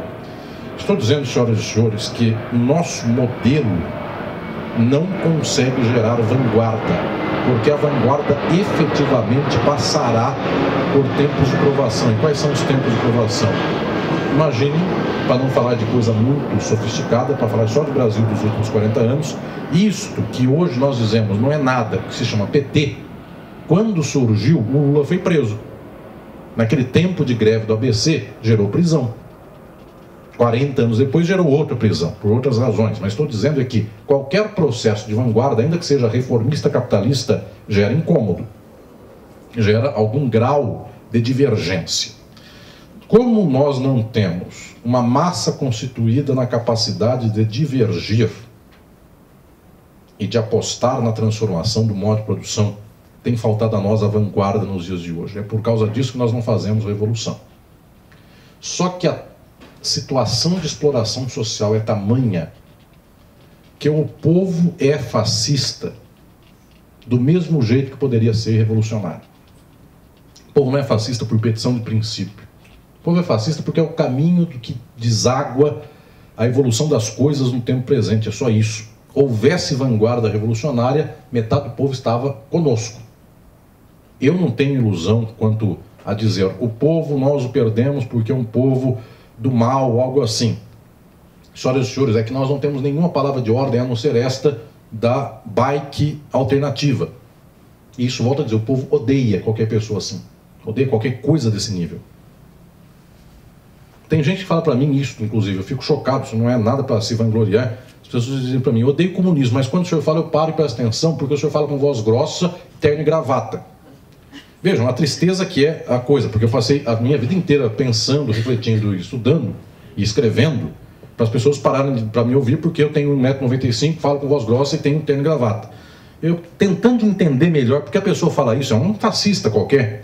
A resposta é, porque o senhor fala e eu sei que o senhor está falando uma coisa responsável, e o senhor está cuidando de mim. Eu sei que a sua ideia é boa. E vejam, essa é a tristeza de uma vida pela qual a pessoa imagina que alguém fala uma ideia responsável quando tem cara de responsável e, portanto, aquele sentimento que poderia ser feito com uma estética distinta, a pessoa não se reconhece nele. Metade disso é errado, só que a outra metade que eu quero aqui explorar nesse momento é o fato de que quando nós dizemos façamos um mundo alternativo, bike para todos, efetivamente para quem pega 4 horas de trem e metrô todo dia, isso não quer dizer nada, essa estética é totalmente distinta. fosse alguém com cara de coitado e de sofredor, deve ser isso. O cara talvez só não tenha falado disso, o senhor tem cara de coitado, enfim, o senhor tem rugas muito marcadas no rosto, qualquer coisa assim. Fosse alguém com cara de coitado e dissesse, eu vou melhorar a condição de transporte sua, é melhor do que eu fazer este bikeismo, ciclismo, sei lá o que, desconstruído do B. Meus prezados, de onde surgirá a vanguarda de transformação do mundo? Eu não sei de onde surge. Eu sei de onde ela não surge. Não surge desta classe média bem assentada. Não surge de quem não lê marxismo. Eu preciso dizer claramente isso. Só surge de quem lê marxismo. Porque quem não faz a crítica do capitalismo não consegue fazer vanguarda revolucionária. E como as pessoas hoje não conseguem ler mais cientificamente o mundo, elas só reagem a coisas muito imediatas, as pessoas não têm cérebro suficiente para isso. Eu aposto muito nos intelectuais, muito. Eu não estou aqui xingando os intelectuais. Eu aposto nos intelectuais porque nós temos que efetivamente entender cientificamente como funciona a sociedade capitalista e como funciona o processo de transição ao socialismo. E só a inteligência faz isso. Só que não é essa nossa que dá like no Facebook. Essa não gera revolução. De modo nenhum. Como surgirá isso? Surgirá do cruzamento do sofrimento da gente explorada e oprimida com a luta, a inteligência, a vontade, a disposição e a disciplina. Eis mais uma coisa que nós nos esquecemos do velho tempo dos revolucionários e revolucionárias. Disciplina revolucionária. Isto quer dizer falar sempre pela transformação do capitalismo. Não abandonar este caminho, este ideal. Sabendo que, inclusive, os dias de hoje são péssimos. Mesmo assim dizendo, está na esquina a transformação social. E vejam, pessoas eventualmente sem um nível de cultura que podemos ter, falam melhor que nós isto. Eu falei aqui de Iguatu. Quero chegar ao final desta reflexão. Peguei Iguatu de exemplo, podia pegar no Rio Grande do Sul, mas vou pegar o Ceará. Uma vez, um site chamado Conjur, o pessoal do direito conhece esse site, me perguntou, fez uma entrevista comigo diferente das entrevistas tradicionais. Ao invés de perguntar sobre direito, filosofia do direito, ou qualquer coisa assim, pediu para eu falar de estética e toda a minha formação e meu gosto estético. Na hora que me perguntaram de poesia, me perguntaram qual o maior poeta do país, na sua opinião, no seu gosto. Eu respondi, Patativa do Assaré. Analfabeto, cego, do Ceará, do Assaré, no Ceará. Patativa, porque talvez não saibam disso, mas é a ave que canta bonito. Então, o velho Patativa do Assaré, que era um homem que não tinha politização nenhuma no nível desta de ler livros, mas tinha lado, o lado era do povo. Um dia contaram para ele que a ditadura estava no auge e que agora quem era pobre não ia ter mais jeito de lutar contra a condição de pobreza porque as armas vieram aí. E vejam, se a gente acha que o nosso tempo está perdido, imagina que era 64, 69. E os senhores vão dizer, mas o nosso tempo, o povo é de direita. O que era 64 quando foi um punhado de gente na Praça da Sé, saíram da Zona Norte, marcha pela tradição, família e propriedade, vamos dizer, mas não tinha tanta gente esdrúxula defendendo moral como tem no dia de hoje. Quem foi à frente dessa marcha, segurando uma estátua de Nossa Senhora em favor da família, tradição e propriedade, foi Adhemar de Barros. Então, gente, tudo é possível. O Adhemar de Barros, esse homem que deixou legados financeiros para seus familiares e que tinha várias amantes, inclusive o Dr. Rui, famoso, era uma amante dele, que a Dilma, inclusive, ajudou a justiçar este cofre, enfim, da sua amante. Observem, meus senhores, esse carregou a Nossa Senhora para frente. Então a gente já viveu tempos esdrúxulos como os nossos. Gente que achava que o comunismo crescia na esquina, a gente já viveu tempos como tais, iguaizinhos. A gente só não tinha Facebook, nem ator pornô na política, mas enfim, não tinha filme pornô também. Então, só não tivemos isto antes por falta de opção, mas tivemos o Carlos Zéfiro, que é do professor Eval, não sei se lembra desse tempo, que também não é nem meu tempo, só estou cheio de informação, antes que me chamem de velho, que também não é defeito, é elogio. Vejam lá, Estou falando com isso que nós tivemos um tempo efetivamente difícil. Patativa da Saré sabendo disso. Está difícil. Os pobres perderam, a ditadura está aí. Ele escreveu um poema e disse assim: cuidado, seu doutor, cuidado, coronel, o comunismo aí vem. E as pessoas disseram, mas como é que o senhor escreve um poema desse? E um dia o Patativa da Saré respondeu: quanto mais acharem que não tem o que fazer, mais é a hora da gente começar a dizer que está na boca de acontecer. Quanto mais alguém achar que não tem jeito do comunismo chegar, tem que falar, ele vai vir amanhã. Porque efetivamente, se a gente começar a dizer a revolução vem em 2022, as pessoas vão dizer, mas por que o senhor falou 2022? Porque eu sei de tudo, eu sou astrólogo do B, né? Porque tem o astrólogo do A e o astrólogo do B. Eu sou astrólogo do B e estou sabendo que a revolução vem em 2022, está havendo uma preparação mundial para a revolução. Está o Obama junto, mentira, obviamente, está sei lá quem e todos mais, e a China está engajada nesse processo. Minhas senhoras e meus senhores, o que eu quero dizer simplesmente com isso é que a revolução aí vem se efetivamente começarmos a ter passo revolucionário. O nosso tempo não tem obrigação de resolver o mundo, o nosso tempo tem a obrigação de começar a tentar resolver o mundo. Eu escrevi Crise e Golpe para fazer a radiografia mais profunda sobre o momento presente. Eu não me conformava com esta narrativa moralista de acusar os pobres de serem de direita e bastar-se nisso. Não me conformava com a narrativa jurídica de ficar dizendo, juiz, como é que você pode julgar esse de um jeito, aquele do outro? Minhas senhoras e meus senhores, em todos os tempos da história da humanidade, os juízes fizeram isto. E estão aqui desembargadoras e juízes, eu também não vou xingar o judiciário, eu vou xingar a minha classe, que é a advocacia. Advogado vendido são todos, juízes vendidos são quase todos, tirando 5, tirando quem está aqui, mais 5. Advogados também, tirando, aqui tem alguns, e mais 5 também são isso. Promotores, tirando 3 que eu conheço, os demais são assim, etc.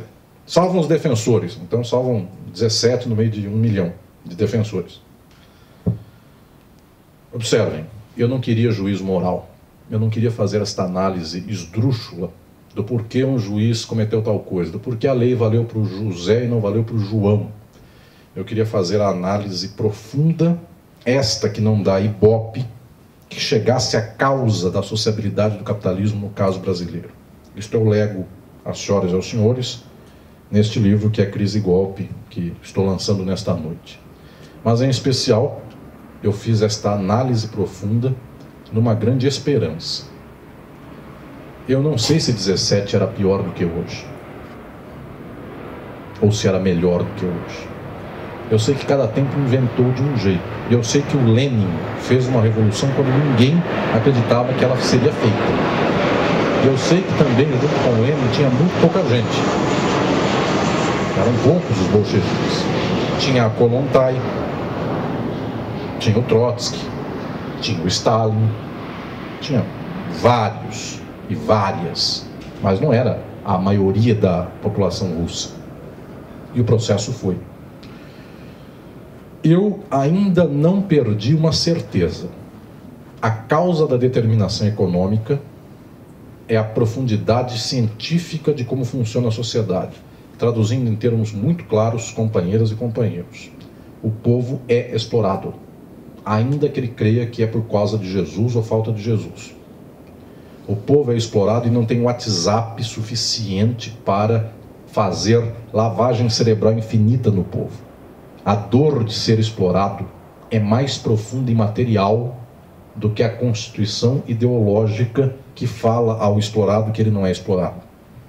Se entendem o que eu estou falando aqui, eu ainda aposto que o mundo é concreto, material, e que existe dor, opressão e exploração.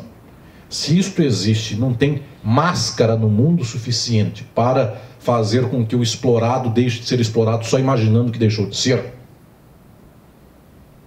eu ainda acredito na revolução, porque as pessoas efetivamente sentem que a sua vida não tem sentido. O que falta a essas pessoas é o sentido, é dar o passo da caminhada, é dar o horizonte. Só que praticamente todas as pessoas viventes na Terra neste ano de 2019, todas elas sofrem, todas têm depressão, todas têm um dia de tristeza, ou então o dia inteiro na tristeza, todas não sabem para que viver uma vida como essa. As pessoas querem se matar, as pessoas choram, as pessoas não sabem para que fazem isso, as pessoas não sabem se terão dinheiro no dia de amanhã. Quem tem 5 milhões não sabe se vai morrer com dinheiro. Eu, no meu escritório de advocacia, cuidei de um caso de um empresário que tinha 300 milhões numa empresa, faliu, hoje ele não tem 10 reais. Isso foi agora a crise de 2014, então não é uma coisa, faliu foi 20 anos de falência. Não, as pessoas podem ter 300 milhões na conta bancária, poderão morrer pobres. Eu vejo um caso na minha frente, então que dirá se quem tem 300 milhões perdeu tudo, quem tem milão? Ou seja, as pessoas vivem efetivamente uma vida que não sabem, por esta vida, se elas terão hospital amanhã. Nós não sabemos se aposentaremos. O professor Eval foi um dos homens responsáveis pela instalação do SUS, por idealizar e instalar o SUS. Era uma coisa banal que todos nós xingávamos. O SUS não tem remédio, o SUS não tem médico, o SUS não tem atendimento. Nós estamos piores do que no tempo que o SUS tinha problema, porque agora nem SUS nós temos. Ou seja, a gente não sabe se terá um remédio, se terá uma aspirina. As pessoas estão sofrendo muito. As senhoras e os senhores, eu acho que sabem disso. Se perguntarem para qualquer um, todo mundo está louco, todo mundo está depressivo, todo mundo está sem sentido. Se vão dizer, porque a gente é de esquerda e está na bolha da esquerda. Ouçam qualquer um da direita. Eu peguei um Uber para vir para cá. Tadinho, o rapaz do Uber é de direita, ele é um minion.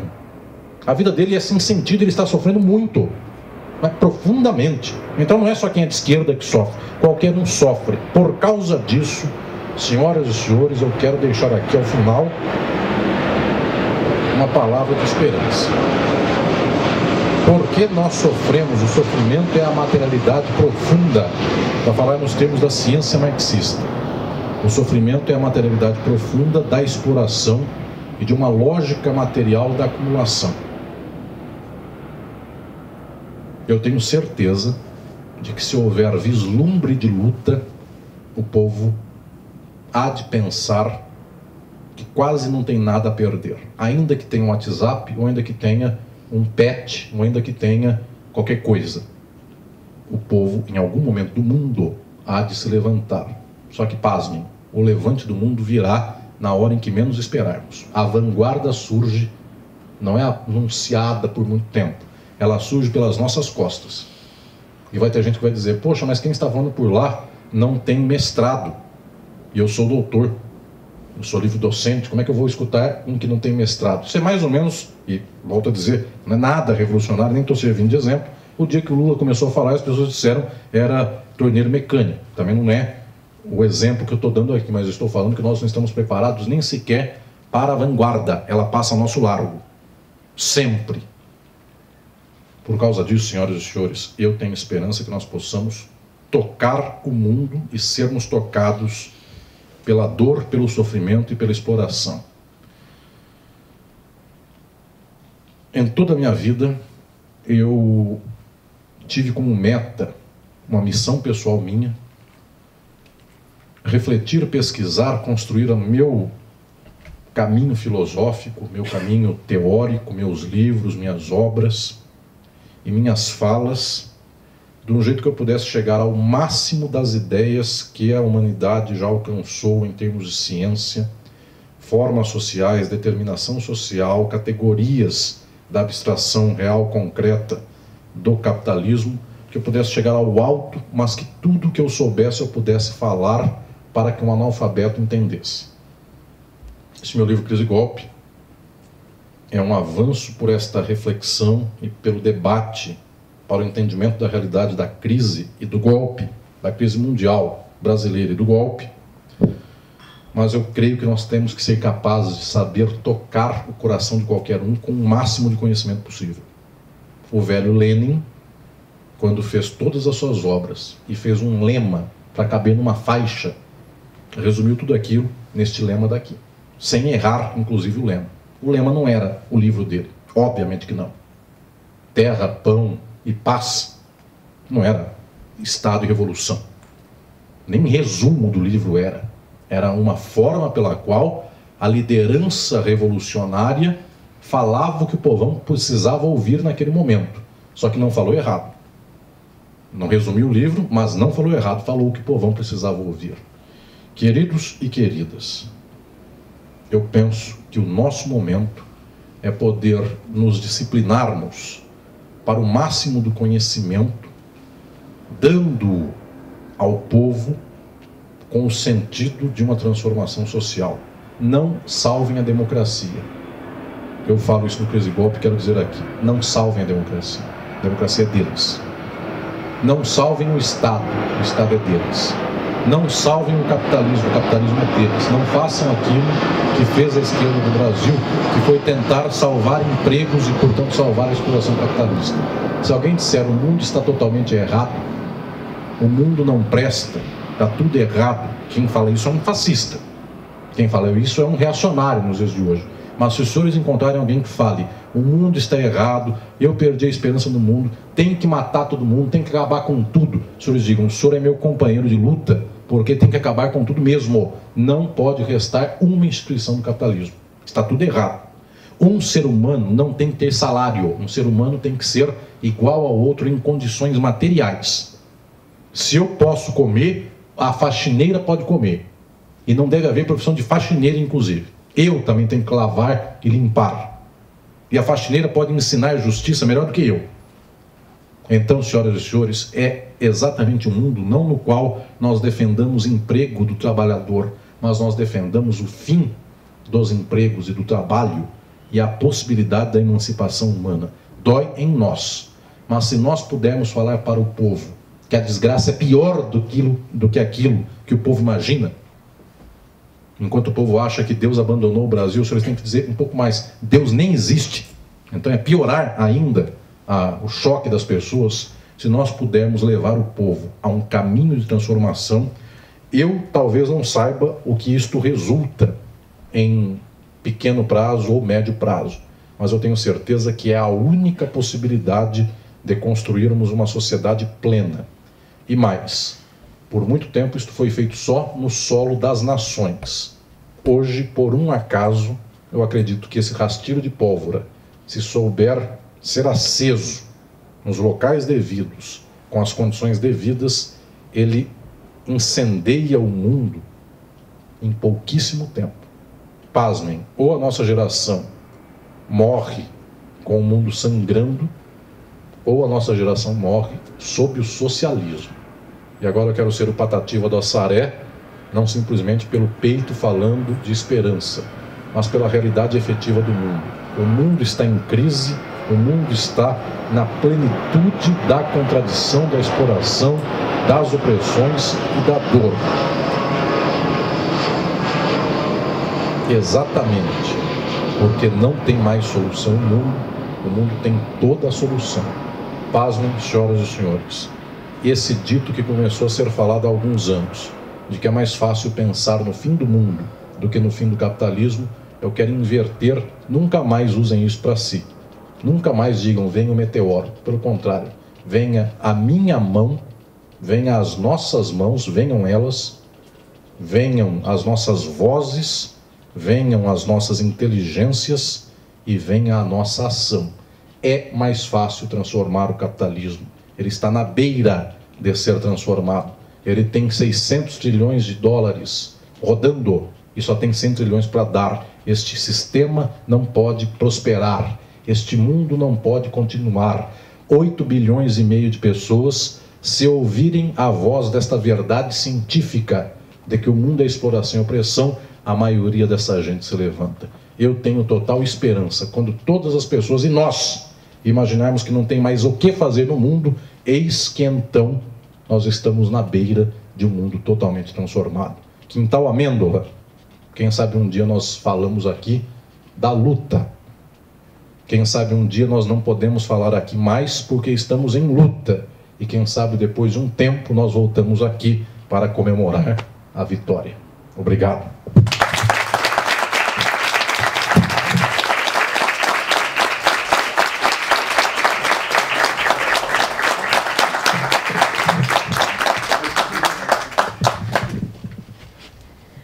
Ufa!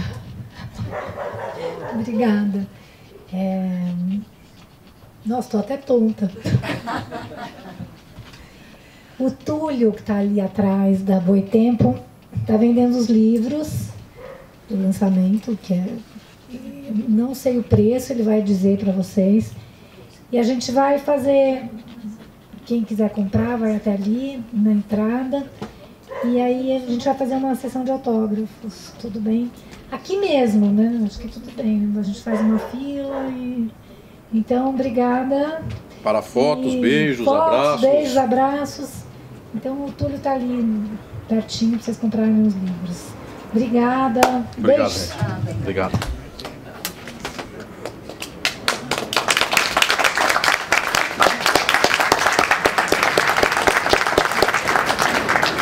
É isso. Vocês já são de casa, do quintal, façam as perguntas e vou ajeitar mesmo. Então, a Ana Maria, que quem não conhece é a pessoa mais iluminada do TJ, não só ela, sim, tem ela e os meus companheiros do TJ, ela fica com o microfone, passando o microfone para quem quiser perguntar. Perfeito. E aí, quem vai... Professor Alisson, não tenho nem pretensão de fazer uma pergunta inteligente e registrar mais uma vez que o senhor é inspirador, muito inspirador. Nós somos operários no que nós fazemos aqui, que somos advogados trabalhistas, né? Trabalhistas, e atuamos aí... Vocês vão acabar. Diariamente contra... Certo, Leonora? Vocês também vão acabar. Contra a exploração bancária, né?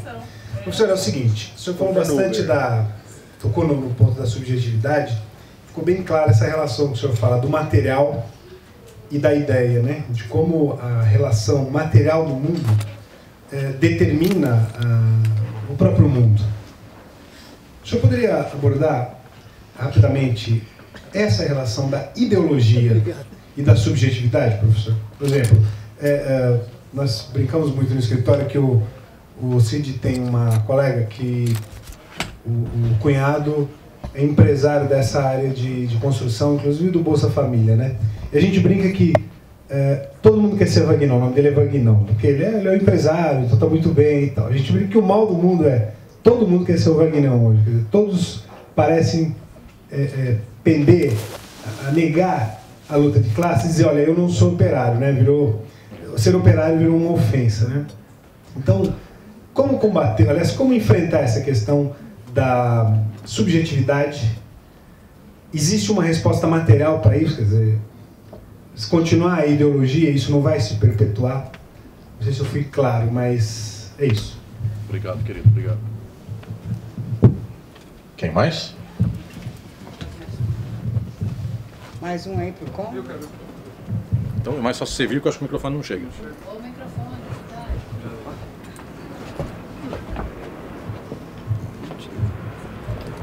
Eu queria perguntar, enfim, você falou sobre as lutas identitárias e, bom, estudando esse tema e vendo como que as lutas se dão, elas passam muito por uma luta por direitos, enfim, reivindicação de direitos dos negros, das mulheres, enfim, inclusive direitos humanos.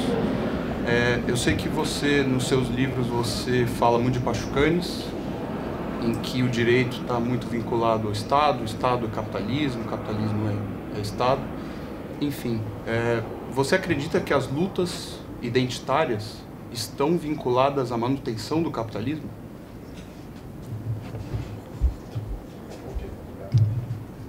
Mais alguém? Gente, é uma oportunidade, né? Todo dia que a gente pode fazer pergunta para o professor. Enquanto eu bebo pinga, vocês vão...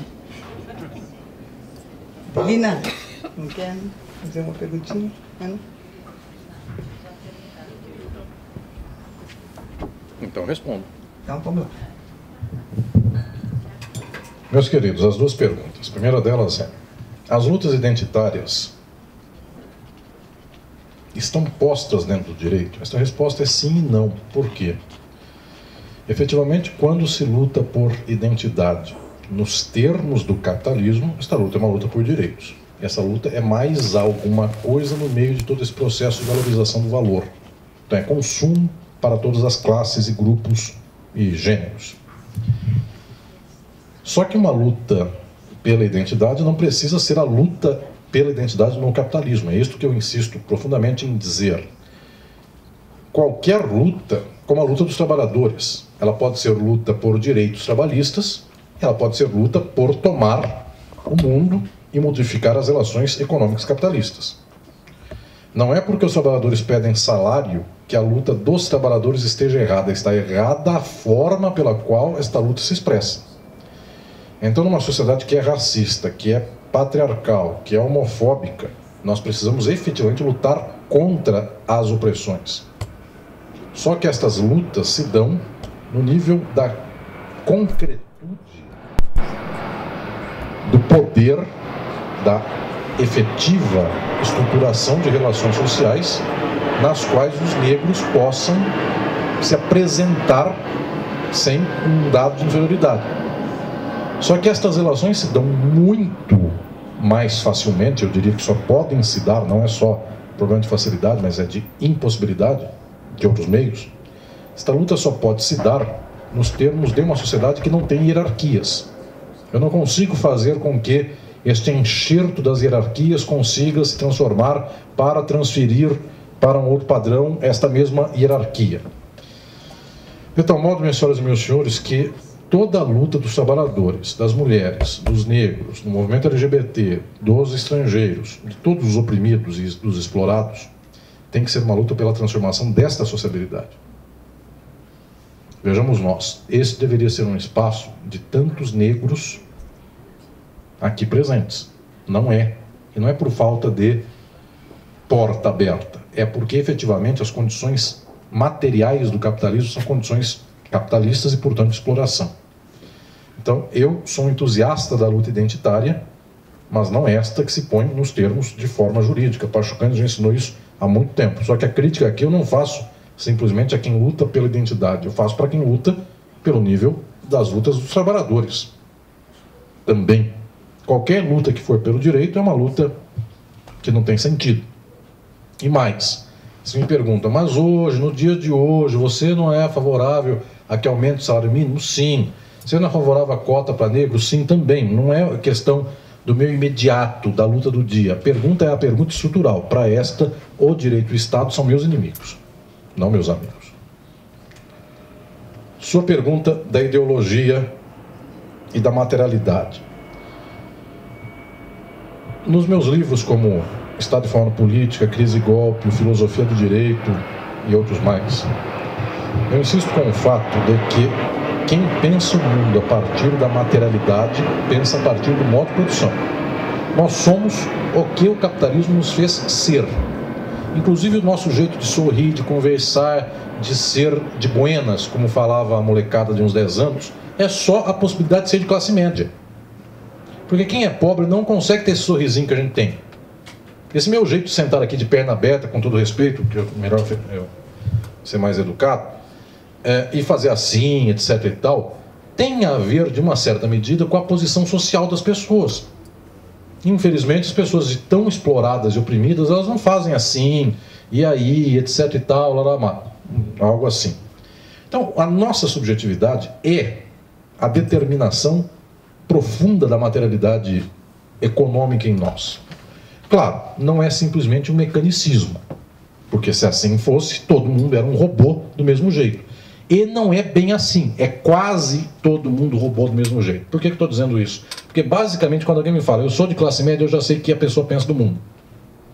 Minha querida Eleonora, desembargadora do trabalho, que me dá a honra aqui da presença na noite de hoje. Na sexta-feira estou lá falando aos desembargadores no tribunal em Campinas, no TRT da 15ª. Quando alguém fala para mim, eu sou jurista, mais ou menos eu espero a segunda palavra. Eu sou jurista e sou desembargador. Eu espero mais uma. Sou do trabalho. Eu falei, ufa, esse tem 50% de chance de ser meu amigo. Se ele não fala assim, sou do trabalho, se ele fala, sou só desembargador do Tribunal de Justiça, eu tenho 0,3% de chance de ser meu amigo.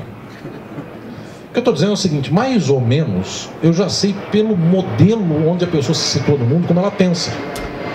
Então essa história de que não é todo mundo robô, mas na prática é quase isso. Eu já sei a conversa do povo. Enfim, Reunião do pessoal da cúpula da advocacia. O cara pega um decanter e faz assim com o vinho e fala, esse vinho aqui chorou no decanter, então ele é um Cabernet Sauvignon de primeira linha. Vejam, eu tenho que aguentar um certo tipo de conversa que eu sei que faz parte desse estamento dessa gente que ganha dinheiro.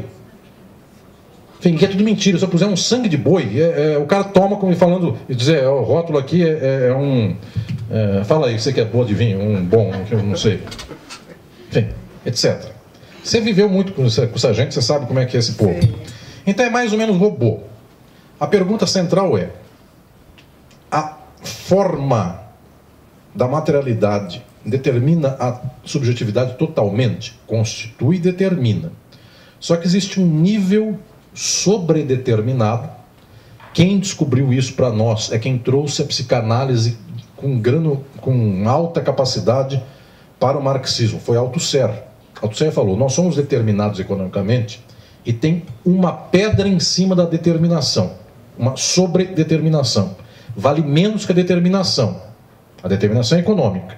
Só que tem uma coisa que passa na nossa cabeça que se chama sobredeterminação, que é a ideologia. E aí entra Freud e entra Lacan. Essa é a grande contribuição do marxismo contemporâneo. Todos os meus orientandos e orientandos estão pesquisando isso. Os debates dos últimos 30 anos, até os dias de hoje, presente, Zizek e outros mais, sobre como nós pensamos.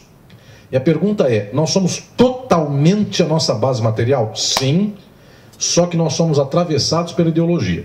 E a ideologia tem uma materialidade própria. O que eu quero dizer de materialidade própria? O WhatsApp, ele tem uma materialidade própria, porque ele tem um dono, ele tem quem controla, ou alguma coisa dessa. Facebook também tem quem controla. Google, há 5 anos eu fiz, o fulano falou para mim, professor Alisson, faz essa pesquisa para o senhor ver. Há 5 anos. Coloca a palavra mentiroso no Google. Eu pus. Vai escrevendo M-E-N-T-I. A hora que aperta o R, sai Lula. O Google induz que uma pessoa que escreva mentiroso caia na primeira página do Google, Lula. Isso é só uma coisa que alguém pegou e contou para mim. Agora, o que deve ter de sofisticação nesse algoritmo do Google é uma coisa extraordinária, pela qual eu jogo política, sai o reacionário, pela qual eu jogo qualquer coisa, sai qualquer coisa. Essas coisas da ideologia têm materialidade profunda, são concretas, de tal modo que de vez em quando eu posso fazer com que o nível econômico seja de uma pessoa pobre, só que a ideologia seja a instrumentalização do capital naquela pessoa. É o que nós temos hoje, pobres de direita. Então, vamos lá, pobres de direita, mulher machista, negro racista, gay homofóbico, homem machista, porque só estou xingando a mulher. Não estou xingando. Estou falando, que grande coisa é essa do Bolsonaro ser o machão do ano, e o cara tem que todo dia dar prova da masculinidade, e etc, etc, etc. Tem que ter arminha mesmo, enfim, não tem jeito do cara aguentar pelas condições normais isso. O Temer, vejam que difícil que é aos 117 anos ter que provar sua virilidade, enfim, com aquela bolsinha de urina. É difícil. Mas estou dizendo, eu podia libertar os homens desse sofrimento. Estou dizendo, não tem nada, ser homem não tem nenhuma coisa a ver com isso. Mas enfim, eu poderia dizer que nós somos só a determinação material, econômica. Seria não sofisticado, seria economicismo. Nós somos a determinação econômica com uma montanha de ideologia em cima de nós. Por isso a gente acredita em Deus, Deus é homem, Deus é branco, Deus está num trono, Deus é velho, Deus tem barba, etc, etc, etc, etc. Tudo isso é a montanha de ideologia em cima da gente. E, gente, tem gente que mata e morre por causa de tudo isso. Nos dias de hoje tem muita gente matando e morrendo por coisas como essa. É minha mulher, olhou para o vizinho, vou matar ele, o vizinho. Vejam que montanha é essa em nós. De vez em quando, e quase sempre, não é só de vez em quando, essa montanha chega a ter uma esfera de vida própria. Só que ela só se mantém como esfera de vida própria quando ela está minimamente coesa com o capital. Só vamos dizer, por que o Google consegue inventar que Lula é mentiroso? Porque o Google é uma máquina do capital. Se ela fosse contra o capital, ela ficava disfuncional, então ela quebrava.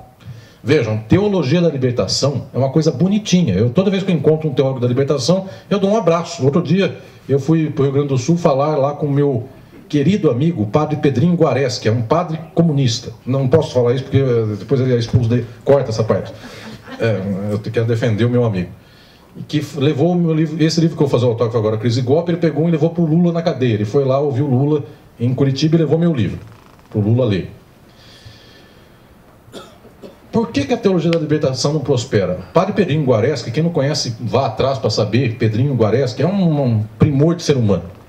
Eu tenho que vir aqui, inclusive, no Quintal Amêndola, que já está... Você não é... Você vai na sua cabeça como se fosse a dona da casa, né? Sim, tá, entendi. Vocês têm que chamar o padre Pedrinho Guareschi. Nunca vi uma coisa igual. O padre Pedrinho Guareschi tem 80 anos. Lutador, intelectual, pós-doutor, um homem de altíssima capacidade. Por que um homem desse não prospera como modelo de religioso e prospera o pior tipo possível de coisa? Porque esse pior tipo de ideologia religiosa está aglutinada. Esse tipo está aglutinado com o capital. E o padre Pedrinho Guareschi, coitadinho, tudo que ele fala, ninguém dá microfone para ele. Só eu bato palma, que a Amêndola pode chamá-lo, qualquer coisa assim, mas ele não tem sucesso, porque ele fala contra. Então, gente, o pior tipo de religião é o que prospera. Eu não tenho dúvida quanto a isso. Essa gente que fala por aí na universidade, ser da USP, já foi o dia que foi glória. Hoje a Fanny sabe disso. O que eu tenho de colegas esdrúxulos, que falam coisas absurdas, enfim, é um negócio de outro mundo.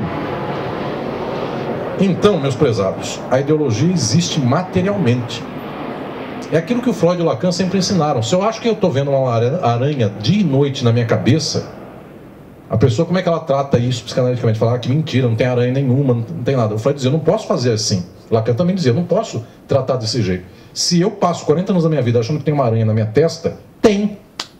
Porque efetivamente eu lido com esta relação com o meu imaginário como se fosse uma realidade. Então, se as pessoas acham que existe um Deus, Deus castiga, Deus é homem, Deus não gosta dos travestis, Jesus humilha o Satanás. Vejam, esse rol de coisas que a religião fala por aí, Jesus falou, amar é o próximo, 2000 anos, matar todas as putas e os viados. Essa é a mensagem de Jesus atualizada para 2019.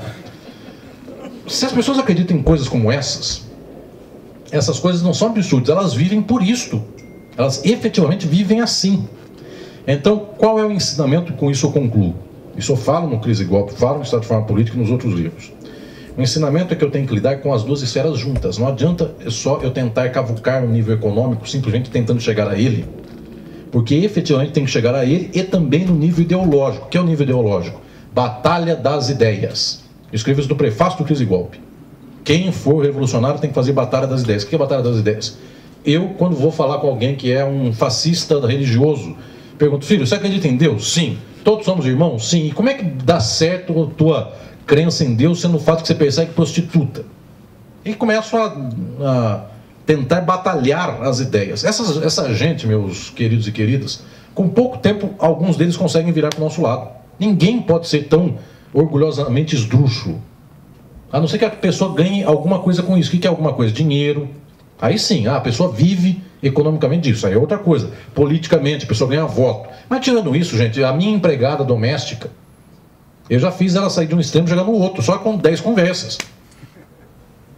Dá pra gente fazer batalha das ideias, porque as pessoas efetivamente podem pensar de outro modo.